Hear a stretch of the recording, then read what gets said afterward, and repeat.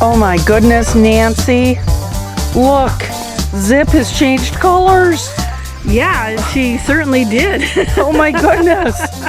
Oh my goodness. But tell us, what are we looking at, Mary? We are looking at Lacey. Stay down, Lacey. This is Lacey. And this is your pretty puppy. Look This how is clean our she little is. this is our little girl. She's getting big though. She's naughty. Are you naughty? She's Are you learning. A naughty teenager, huh? She's a teenager. Yeah. Yes. And Zip's not coming today because she rolled in something really smelly this morning and was like, oh my God. She thinks she smells great. This is Lacey. She's just 6.5 months old now. She's been with us since the end of May.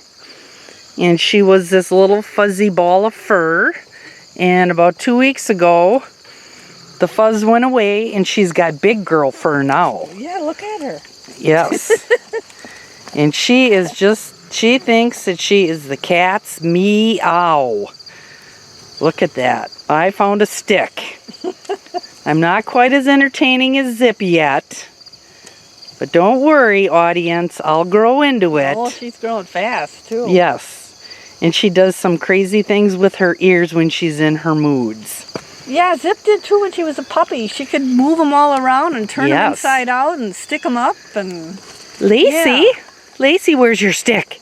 I'm chewing where's your on stick? It. I'm chewing on it, human. Can't you see? She's quite the goofball, and she can really move. I mean, she's fast. I bet. Oh, there's Kitty. Yeah, where's Kitty? Where's Kitty? Is that Kitty your friend? Stick is more important than Kitty. Well, of course. Yes. Yes. Good girl. Good girl. And she likes Nancy. She's just so clean. I wish my dog was that clean. That's a misnomer. We work at staying clean. Good. Because she has been dubbed the name Swamp Thing. And she will find a puddle and she likes to splash. We actually got her a pool that she's dug several holes through. There's that tape. Oh, look at that. Is that oak? Do you like oak or is birch your favorite? Silly dog. Well, I bet with those puppy teeth that feels good. Gnawing on anything. Better she's gnawing on a piece of wood than, you know, the siding of your house or something. Yes. Yes. Look at her. Good girl. Take that wood now. If we could just train her, Nancy. Piece by piece, carry it to the house. Put that in the basement, Lacey. Put that in the basement. It's the puppy show. And the kitty. What's the kitty's name? I don't live here. That's the cat's name. Yes, here's a nice little kitty that either someone dropped off or wandered in from afar. His name is I Don't Live Here. And so he's quite the handful. What a pretty black cat. Yes. His brother's Bootsy. Hey, Puss. He brings us treats. He is a good hunter, huh? Yes. You know, Mary and I have been busy here for a while, haven't we? You know, 20 minutes worth of hard work, good physical workout, and you can get a lot of stuff done, Nancy. Yeah, look what she got done in 20 minutes. 20 minutes. Yeah. There you go. A little bit of help from my husband's hydraulic log splitter. Well, I remember an old joke about somebody had said that they asked this old Native American guy what he thought the winter was going to be, how he could predict the winter. And he said he knew it was going to be a big, bad winter if white man puts up big wood piles. Yes, Yeah, yes. So, And so you're getting ready here. yeah, we got a few sticks cut up. Bruce has been very, very busy. I take no credit for it other than lunches and, sodas and things like that. That's a lot of wood. It is a Good lot for of you. wood. It is. So, let's take a break. We're going to do a Name That Road, Ooh, number 23, and it's going to be up here in the town of Pigeon. Pigeon. Pigeon. Pigeon. Pigeon is actually a pretty big township. It is. It is. It is full of wonderful people and fans. And a lot of fun roads. Okay, so we're going to get in the car. Zip didn't come with me because she rolled in something that she smelled pretty bad today. Well, and you don't necessarily want that in your car No. for the next 3.5 years. No. She thinks she smells great. No. But we have Lacey over here if she'll come into view. Will you come into view? Oh, there she is. And she's not going to ride with us because she's still learning car, and sometimes her tummy gets a little upset. In other words, she throws up Yeah. sometimes. Yes, yes. So we can do without that. Yes, we take short trips in and out of the valley, Right, and that's what you gotta do. and we're working up, but she'll grow out of it. All right, let's get on the road. Sounds good. Happy wood splitting.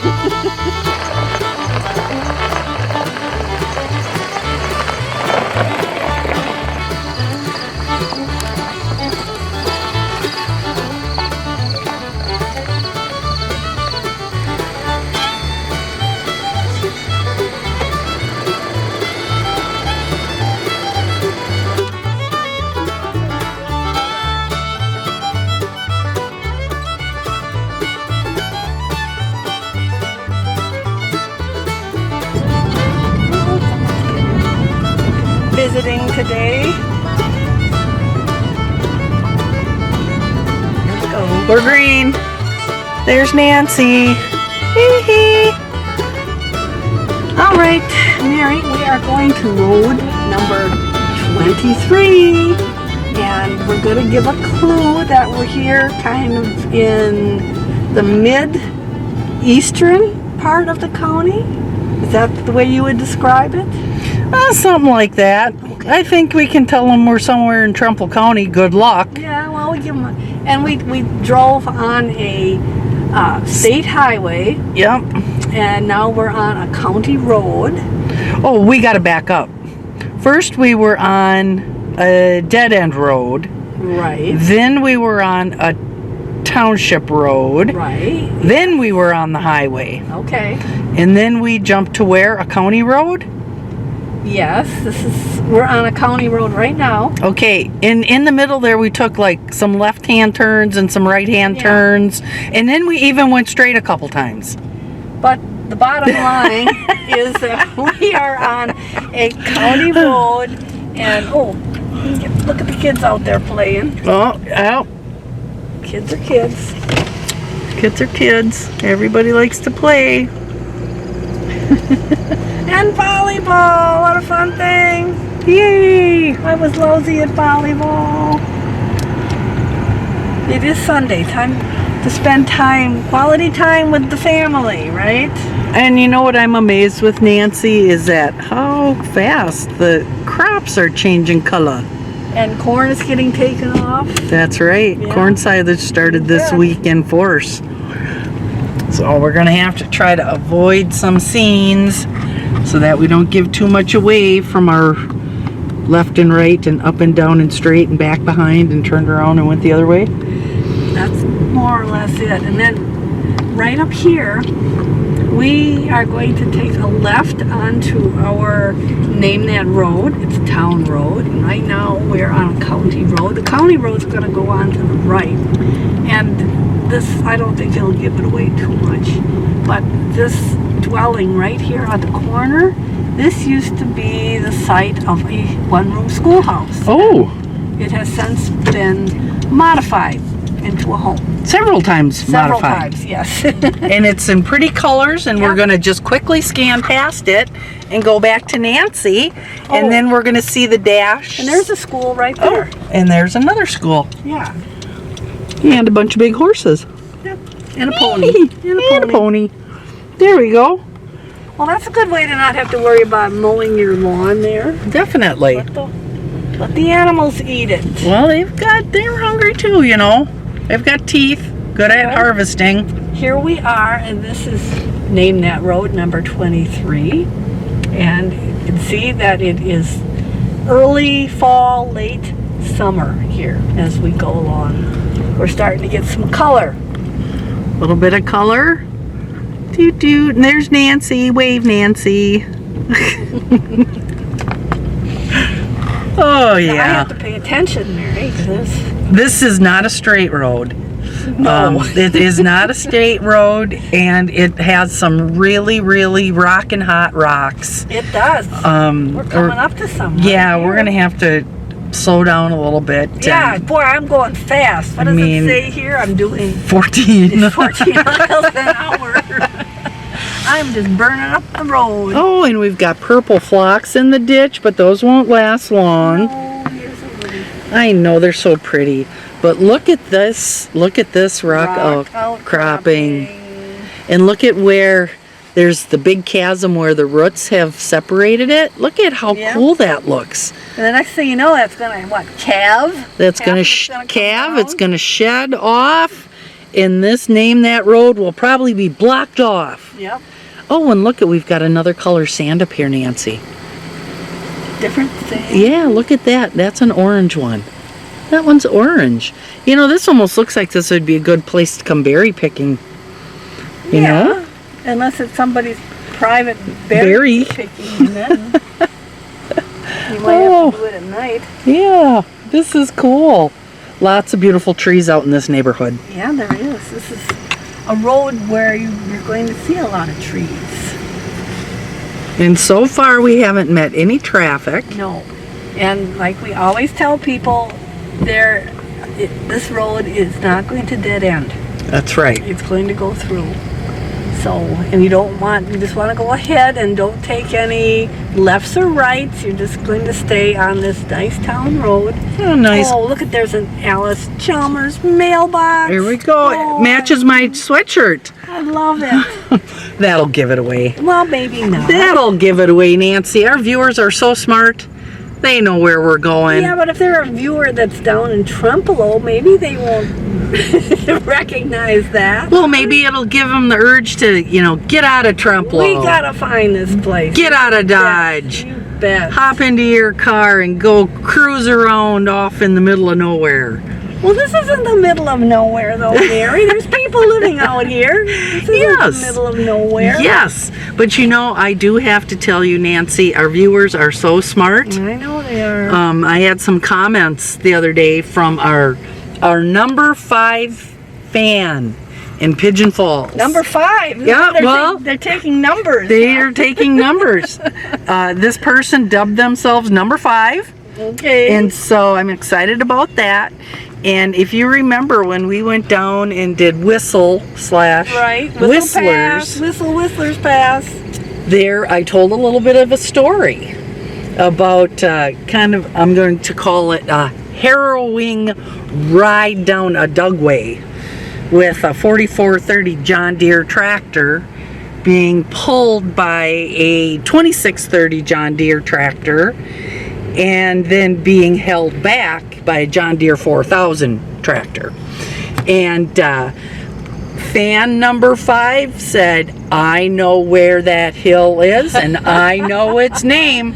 And I said, oh yeah? And he said, it's Fudaset. And I said, you are right. Fudaset. I just can't imagine what that means. I can't either. And to me, it's got that Norwegian flavor to it. Well, it doesn't sound Chinese or anything, does it? And so what we have to do is we have to find a good old Norwegian to tell us what it means.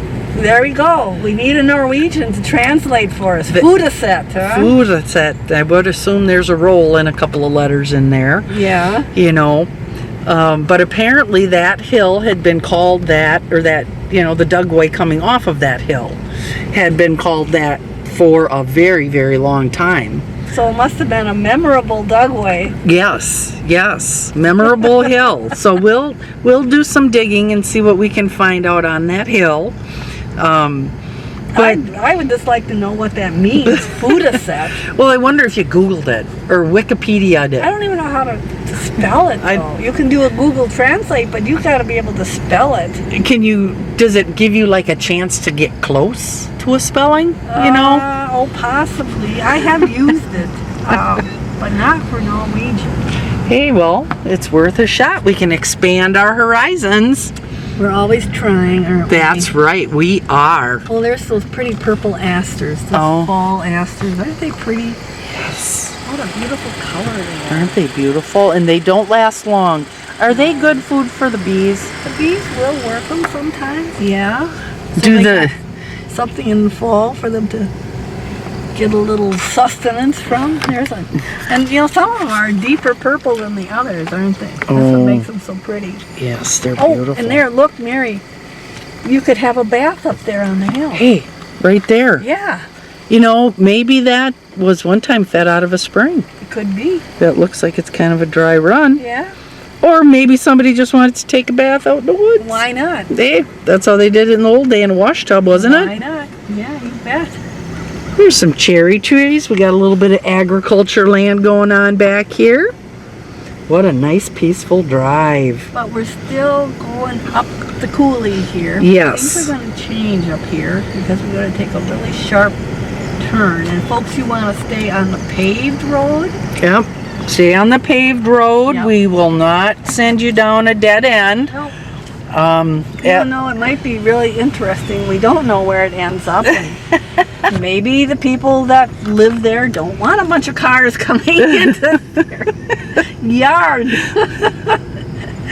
And then they'd say that we sent them there, so that's not good. But you know, Nancy, we were trying to get this planned up, and I didn't know it was going to be sprinkling on us today. No, it wasn't supposed to. When I looked on the weather map, they didn't say anything about it. And now we're approaching that sharp corner. And you need to get some of this old barn. It's beautiful. I know.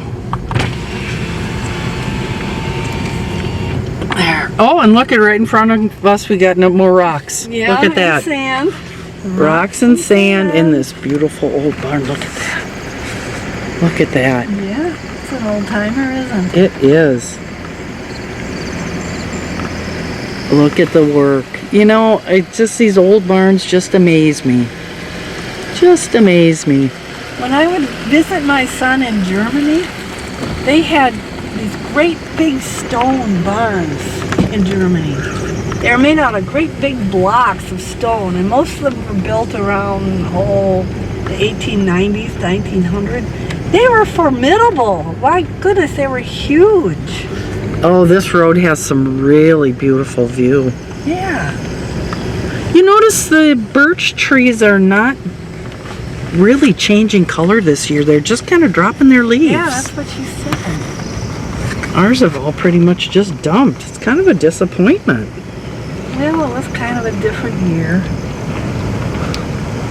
But at least we have some rain, right? Yeah. Beautiful farm back in here. I know people up there near North Dakota, Montana border, and they really had a dry summer. I guess we can't complain. Well, didn't they have to shut down the boundary waters because of the fires? They did. Because it was so dry? They had never had to do that before. That's crazy. Yeah. Oh, and the maples are starting, aren't they? Aren't they pretty? Yes, they are. Splash of color in a sea of green. Holy cow, now we are climbing. Yeah, you think this car is going to make it up this hill? Well, we're not spinning out. Not yet. The road's in pretty decent condition to take a drive, Yeah. so. And it's paved, you know. We're not sending you out on a gravel road this time. Not yet. You know? Yeah. We never know what's in front of us. But you want to pay attention if you're going up this hill or down it. You don't want to go off to the side here. I think Yeah. that'd be a little bit of a drop. That looks like that's a pretty significant drop off. Mm-hmm. And this to me looks like this one would be a challenge on a bus. as a bus driver or a snowplow operator. Oh, I'm sure in the winter. Yeah, I think this one would be kind of interesting to be coming up and down. But all the beautiful colors we're getting now, and they'll just get more and more. Yeah, and we're already, Nancy, headed towards the middle of September. Doesn't seem possible, but it is. Beautiful, beautiful bracken ferns. Look at that.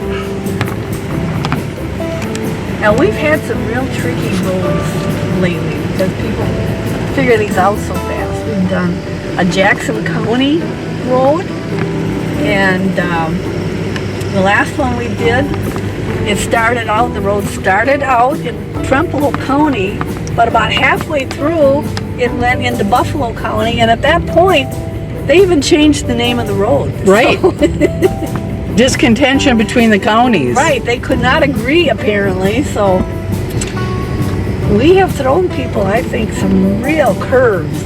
Well, there we go. Uh-oh, I see a sign that says we might be going onto gravel.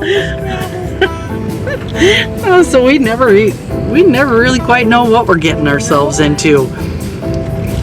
Now, this one we're going to go straight because there's two options. Go straight. Wait, that's right. You do not want to take a right here. Just stay on this road. Wow, that almost blends. You know? It can be tricky up here. It really can because there are roads going off all over the place, but you want to stay straight on pretty much. And this looks like an area where they must have done some logging. Yeah. This is regrowth. And you know, there's certain bird species that like young forests. Yeah. Like the quail like them, and the grouse like them, and woodcock. I think woodcock like young forests. So maybe these areas will be habitated by birds. And now we got to stay straight again, right? Yeah, we're not going off to the left or the right. We're just staying on this road. Beautiful neighborhood, though. Yeah. Oh, to look over the big valley. That's pretty impressive. Yeah, it is.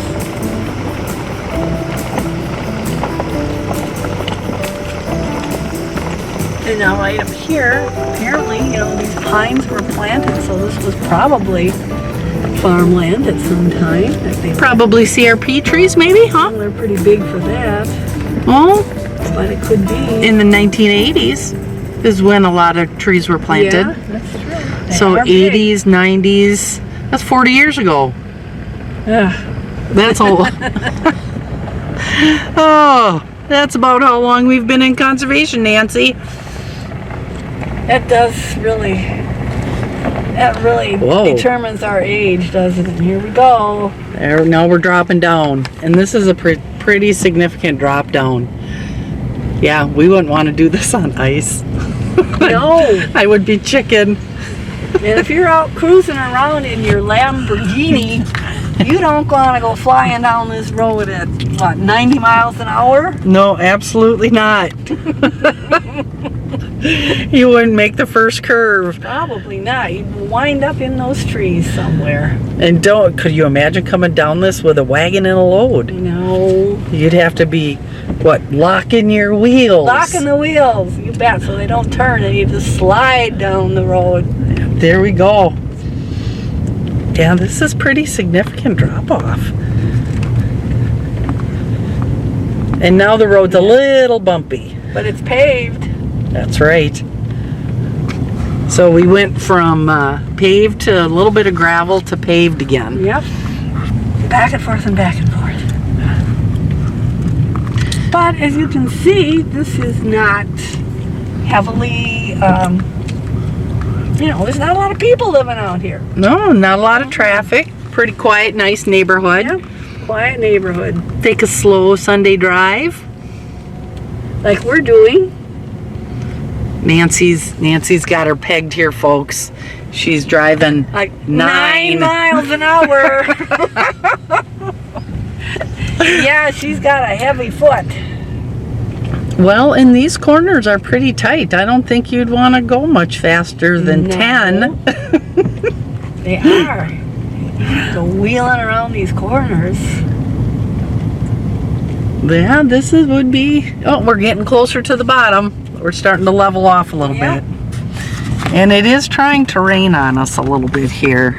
Just enough to give us a few splashes on the windshield, I guess. Sprinkle, sprinkle, sprinkle. Oh, we must be getting down to bottom, huh? Yep. Well, I think we are. This is a different coulee now. Oh, look at this. No, we're kind of tabling off, huh? We'll go down a little bit more, but you can see we're down in the valley. Oh, look at, we've got I think we discussed earlier this summer, when do cattails actually get their tail? Now this one here looks like it's already spread out. Yeah, it's already got the fluff. Yeah, and those are like seeds, right? I believe so. And then there's one over here that doesn't look quite as prominent. Cattails. Yeah, I wonder if people still go out and cut those and bring them in the house for like floral stuff. I think they do. And so because we've got cattails, we must be in an area that's wet. There must be. Wet and There's marshy. butterfly weed down in there. Oh, yeah, look at that. Which Beautiful. is a cousin to milkweed. And then, are these alders? I think these are alders. Tag alders, I Yep. think. Yeah. Do they bear fruit? I don't think so. Just kind of a shrub? Yeah, they're kind of like one of those segue shrubs. You know, they start out and then something else will grow up after them, and So, like a pioneer species? that could be it. And I think that they like moist. Yes. They like it wet. Well, tag alder swamps. Yes. Which would not be fun to have to walk through. No, and that's probably why this particular road doesn't have a lot of farms on it. You know, and we started in the bottom and we went up the hill, and now we're down on the other side of the hill. And so, yeah, this looks pretty wet in here. So this would be a challenge if you're farming with heavy equipment. Or horses. Yeah, even horses. Or oxen. We can't forget about the ox. And you know, a lot of these areas like this, some people still own them privately. Sure. Hunting. Yeah, and they're hunting properties. And there's other places where people have donated areas like this to the DNR or to conservation clubs, or, you know, for more of a public use. Yep. So, well, what do you say that tower is up ahead of us? well, I think that's a tower. I think that's someone's pride and joy. It's not a watchtower, or they're watching to make sure people don't run off. No, and you know what I'm so impressed with is the ingenuity of the folks in this world that are smart enough and talented enough to recraft things. You know, to take if you stop, I'll zoom. To take a pile of what some people perceive as throwaway materials. You know, we are very, I don't know, we as a society throw a lot away, Nancy. Yeah, but we do some repurposing, don't we? Yes, we do. Yeah. And I give credit to the guys out there who are gals too, who are smart enough to take things apart and refurbish and use them again versus going to the store and buying new. And I got to give credit to people that can climb up to some of these towers. I know, especially with a rucksack full of sandwiches And every year there's somebody that falls out of their deer stand and gets badly hurt. And what do they call those, like a 3-point strap or a 3-point harness, something like that? Yeah, in case something happens, you don't want to fall out of it. Yes, and if you have a cell phone, do not leave it in your truck. Yeah. Carry it with you. So they can find you. So they can find you, yes. And be sure to wear, if you're a bow hunter, be sure to wear the safety harnesses that you can get today to keep yourself safe and to save your family from a lot of headache and grief. I've heard of stories of people that either fell out of their tree stand or fell going up to the tree stand. Yes. And they were by themselves, and they wound up having to crawl back to where they could get help. Which is a hideous thought. Oh, Nancy. Yeah, look what's coming up Look here. at what I see. Oh, we just crossed a stream. So this is wet. I think so. It is very wet. And Lots of tag out there. and look what's in front of us here, audience. Our road is coming to an end. We are running out of road, and they're never going to guess where we are. Probably not. We didn't give them any clues. No, not lots and lots of nice We didn't pictures. tell them what town we're in or anything, but we are in Trempealeau County. Yes, just by a chinny chin chin. By our chinny chin chin. Oh, And we are in. Where are we? Where are we? Pull ahead just a little bit more. Sorry. Here we go. We are in Fly Creek Road. Fly Creek. Yay! Although we are not in Fly Creek. On this side of the hill, this is Vasakuli. Oh, okay. We'll show the road for Vasakuli. Yeah, this is There's County that. W. And we'll look.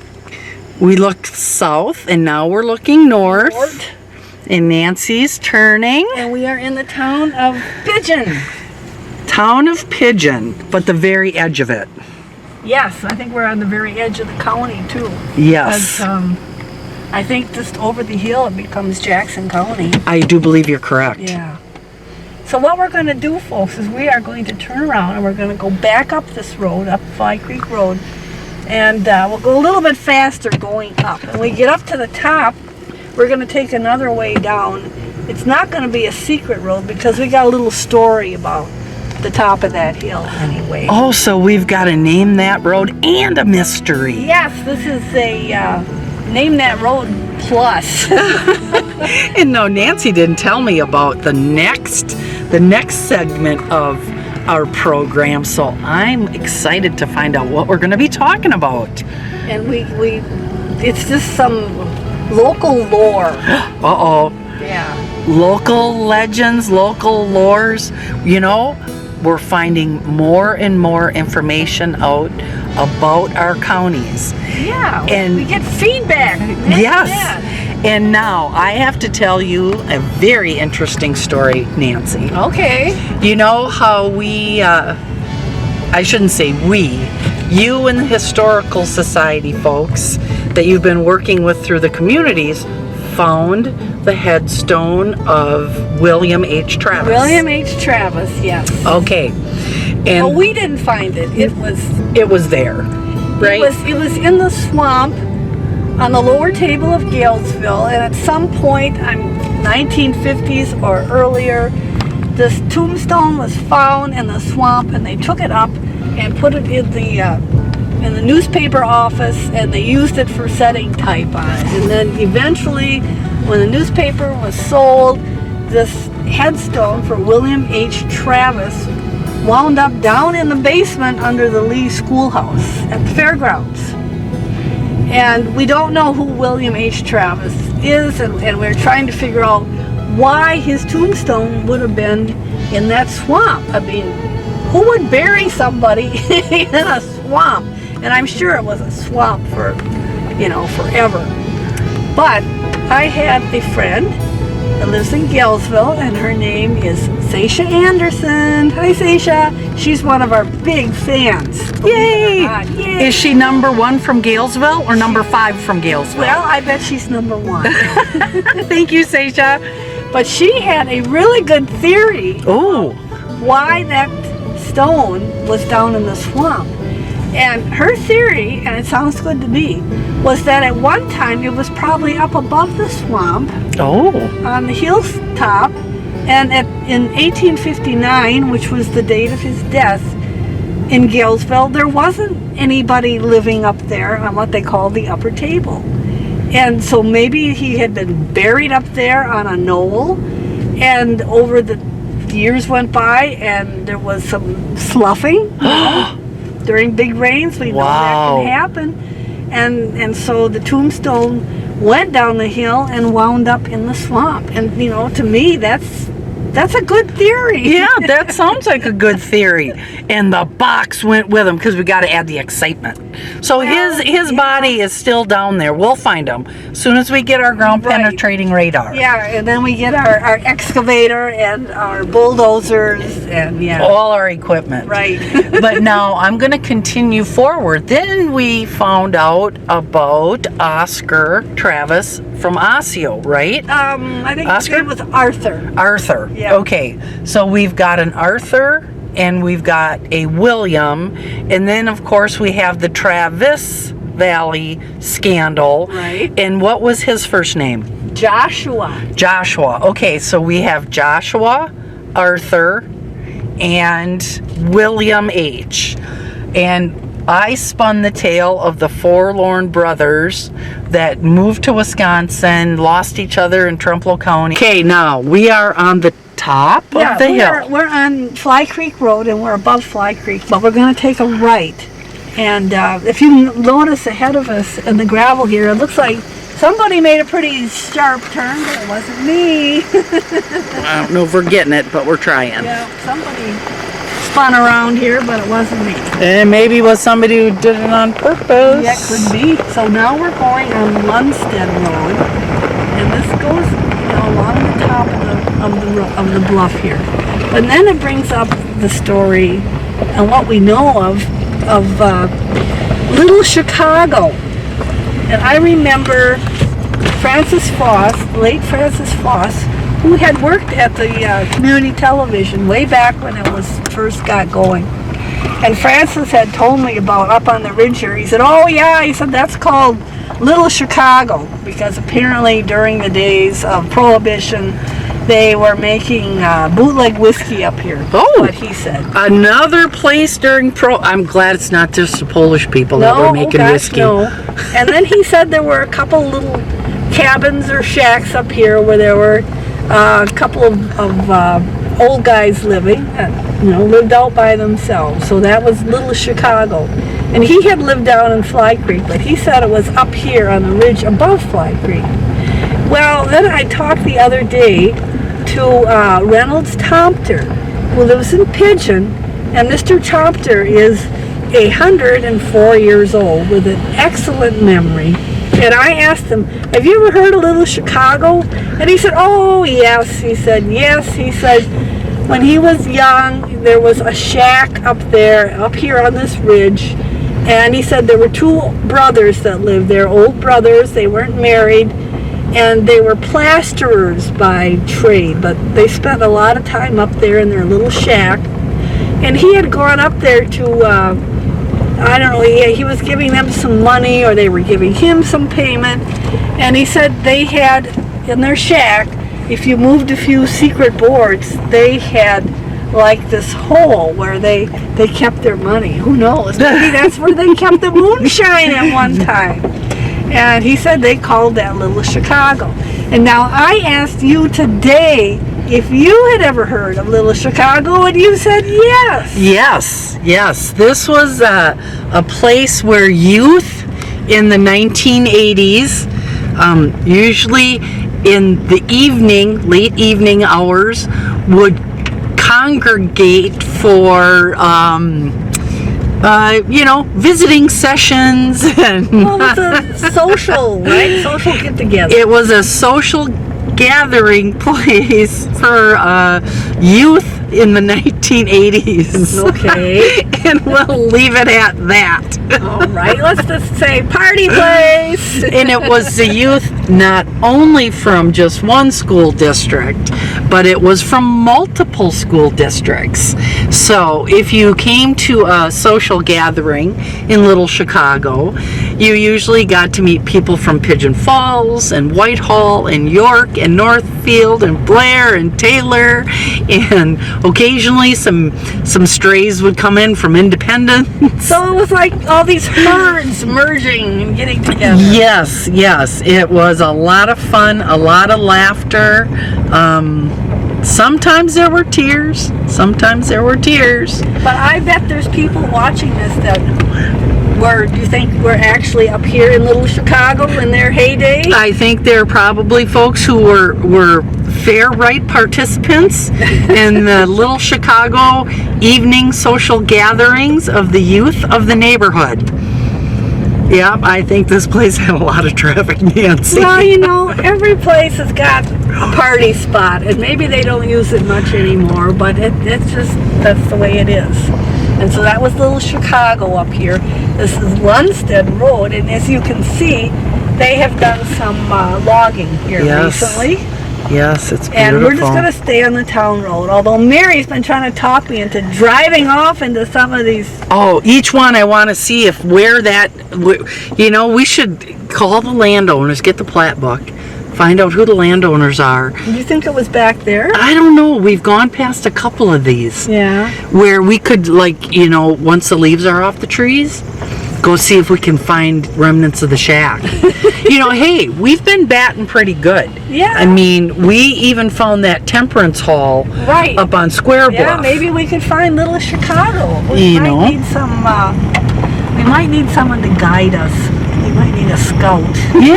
Yeah, but we should do that. Find out. Yeah. We can't trespass, you know. No, not safely anyway. Well, not and put it on TV. No. Probably not a good idea. Hey, wait a minute.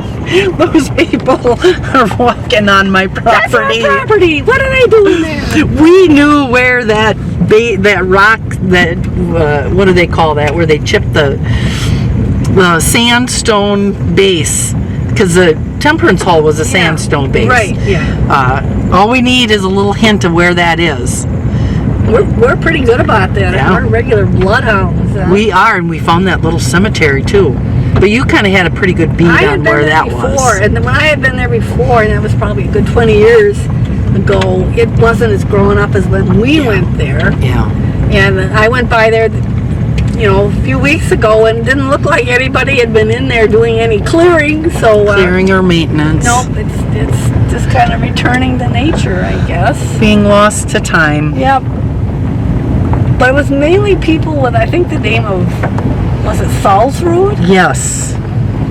So I always think people that are doing genealogy, sometimes they like to know about these little, you know, pioneer cemeteries that aren't kept up anymore, or kind of lost.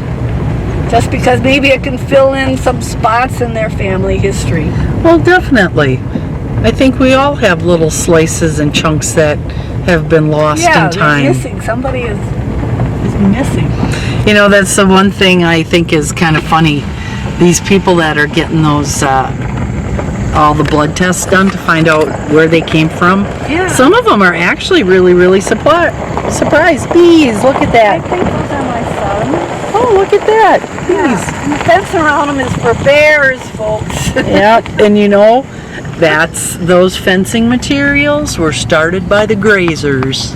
Well, yeah. Yeah. Easy, the poly post, the tape. And it's a good electric fence that'll keep a bear off your bees. And that's about the only thing that works. Bears are just so determined. Well, and they're smart. Well, I don't know if they're smart, but they got big claws and big teeth. Yes, they do. And about the only place bees can really sting them, I think, is on their nose. But even that doesn't deter them. Oh, this is pretty down in here. Oh, look at it. Yes, it is. It's very pretty. You know, sometimes I try to give a little history of how a certain place got its name, and I've never been able to find out anything about Fly Creek. I mean, why is Fly Creek called Fly Creek? Huh. I don't know. Maybe there were a lot of flies. I don't know. It could be, because it's kind of wet in there. There's some contented cattle. Oh, look at that. Some nice brown Swiss cows. Yeah. If I can, they're right on the opposite of that, your side view, Nancy. I'll keep moving. Keep moving. There we go. Beautiful cows. Leisurely having a little snack, laying down, relaxing. They're having a nice Sunday. They are. They are nice and relaxed. Brown Swiss, and could be red and white Holstein, black and white Holsteins. Cows. Real pretty spot up Yes, here. it's beautiful. And now, refresh me, name of this road is? Lundstedt. Lundstedt Road. Lundstedt Road. Nice Norwegian name. Also known as Little Chicago on the Ridge, I guess so. where the bootleggers live. Yep. And they were plasters, and I suppose when all these houses were going up, you needed people to come in and plaster over the lath. That's how they made their living, he said. They were plasterers. They probably did some, carpentry too. But I think they lived pretty simply up there. They probably did the lath too. Yeah, old lath and plaster, yeah. I know when we took out walls in a couple of different of our houses, it was amazing what you would find in the walls. That lath and plaster, holy cow. And what a mess. Yes. What a mess it made. Well, look ahead of us, Mary. There is a really nice waterway coming down. Oh, that's a beautiful waterway. Yeah, nice and wide. Wow. Keeps things in place. Yep, and we forgot, farming forgot about waterways a little while back, about 5, 6, 7 years ago. And then I think Mother Nature started handing out some cards that said, hey, some tickets. if you don't want to have to pay the township to get your field off the road, maybe you better reinstall some of those waterways. And they're grassed waterways. If you've got stinging nettles growing on them and not much else, it's not going to work as well. No, nice waterways. And now we are down in the bottom of the valley. Yes, and I think this is Fitch Cooley, isn't it? I think you're right. Yeah. Fitch Cooley Road. And I did find out why it is called Fitch Cooley. Oh, okay. Back in the late 1850s, one of the first people to settle up here was the Fitch family. There was the son and the mother and the father. And in the middle of the winter, the father went out and he went up the Cooley a ways because he had to feed his oxen. Okay. But he never came back. Oh no, what happened to him? He froze. No way. He froze to death, yeah. Which must have been terrible. I don't even want to think about how they dealt with it, But Mr. Fitch froze. And then his son, who I believe his name was Healy, Healy, he, I believe, went and fought in the Civil War, and he remained. I think he was all right. But the father, the notoriety was that he didn't survive the winter or the time he went to feed the oxen. Oh boy. Those things happened. That is not a good thing at all. Well, especially I think some of these first settlers, a lot of them just had no idea how cold it got here in the winter. They might have been from New England, which gets cold, but we get really cold. Yeah, and I don't even know, does Norway get as cold as we get? I don't believe so. Or even like Poland and Germany, they do not get as cold as we get. And that was a big, slap in the face to a lot of these early settlers. I have no idea how my ancestors who got here in 1853, how they made it through those first couple of winters, because in 1855 and 1856, there were some notable winters where it got cold early and it didn't warm up until real late spring, and they had a lot of snow. And you just wonder how some of the people got through it. That's crazy. It must have been tough. I have a feeling that my ancestors, they were Scots, and they have a reputation for being stubborn, so they probably weren't going to admit that maybe this wasn't a good idea, and my goodness, they were going to stick it out. Oh, Nancy, and they did, pretty much. One great-great-uncle went to Texas, but the rest of them stayed, so...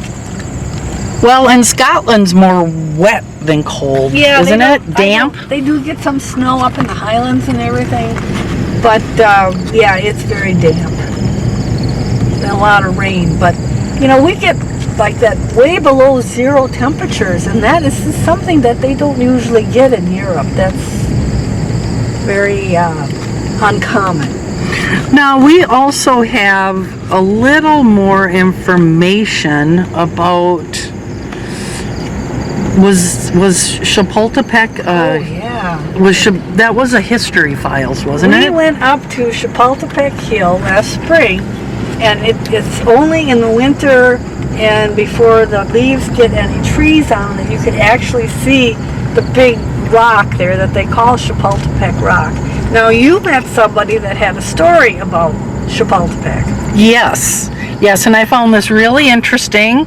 This was one of our viewers from the Whitehall area who wanted to kind of be anonymous, even though he was one of the best Spanish teachers that ever taught at Whitehall High School, Andy Johnson.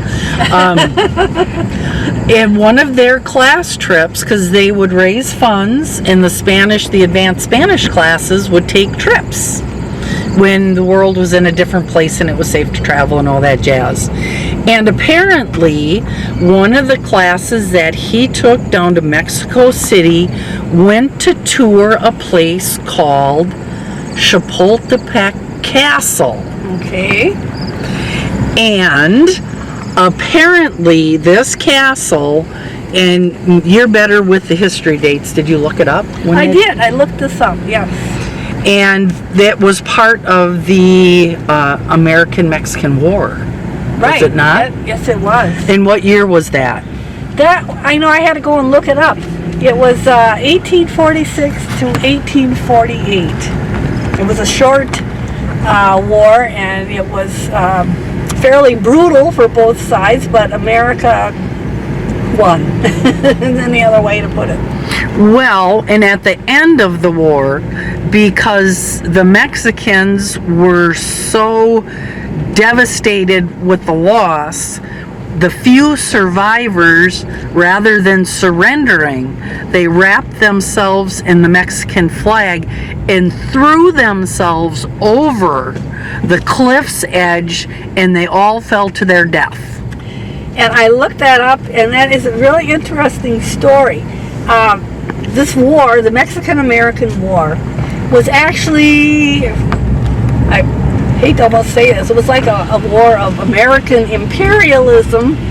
Mexico didn't like the idea that Texas had become, detached itself from Mexico and some other land. Anyway, there was this war, and the troops, American troops, came up from Veracruz to where Mexico City is now, and Chapultepec Castle, it was originally, they said, built as a residence, so it was like a castle. But it was like a Spaniard built it, right? Right, and it was, what it was being used as was a place for military cadets to learn about soldiering. Kind of like a citadel? Well, yeah, exactly. And it was up above, it was up there pretty high. And when you've got things that are, up on top of a hill, usually if you're going to be storming this edifice, that's going to be tough if you're coming down from below. And it looked like something that the American troops would never be able to get. However, what they did is they used their superior artillery, and they bombarded this Chapultepec Castle. And the people inside they knew that they had it. There was no way they could keep the Americans from storming it and getting it. And so a lot of them started to leave. But there were these young cadets, and some of them, I guess, were as young as 13. That wow.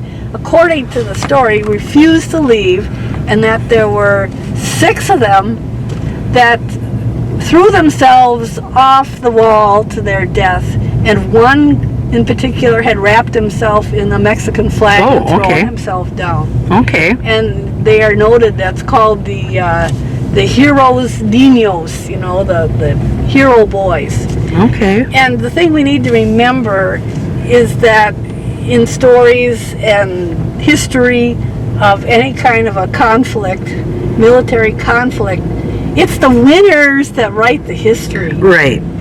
So the United States saw this as a great victory, and it really was. I mean, it involved, troops, American troops that were greatly outnumbered, and capturing this Castillo, this Chapultepec Castle, And there were even Marines involved in it, and you've heard the Marine hymn, from the halls of Montezuma. That's what they're singing about. Okay. Is this assault on Chapultepec. And Chapultepec, the word itself is, I think, an Indian, like an Aztec word. But so the Americans remember it as a great victory, and the Mexicans, of course, remember it as a great tragedy. As a great tragedy, and these young heroes. So, interesting story. Well, and then the Trempealeau County urban legend, it's not urban, rural legend.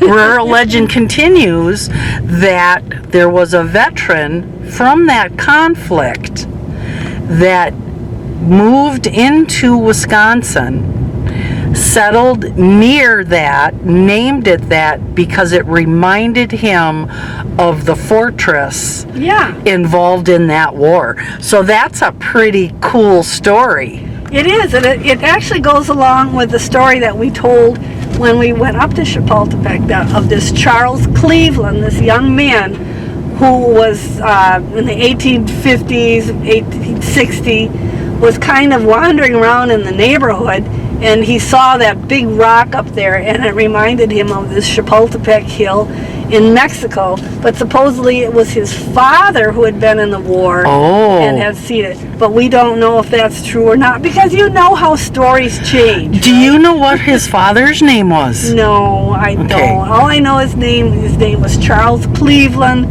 He had been up in, I think it was Melrose or North Bend, working in the lumber, and was going to go back to La Crosse in the spring, but he took this detour and came around where French Creek is now, Upper French Creek. So we don't know, but it's an interesting story anyway. It is.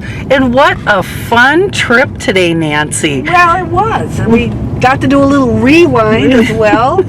A little feedback on some of our stories, and we love to have that. So. And it's great when our viewing audience helps us fill in the gaps. It is. It makes the story more interesting, doesn't it? Well, we want to thank you once again for joining us on Name That Road. This was number 23. Yay! And the road was Fly Creek that you had to guess, and then we came down here on Lundstedt Road. So this was a nice Sunday cruise. It was Little Chicago. Little Chicago. Let us know if you partied at Little Chicago.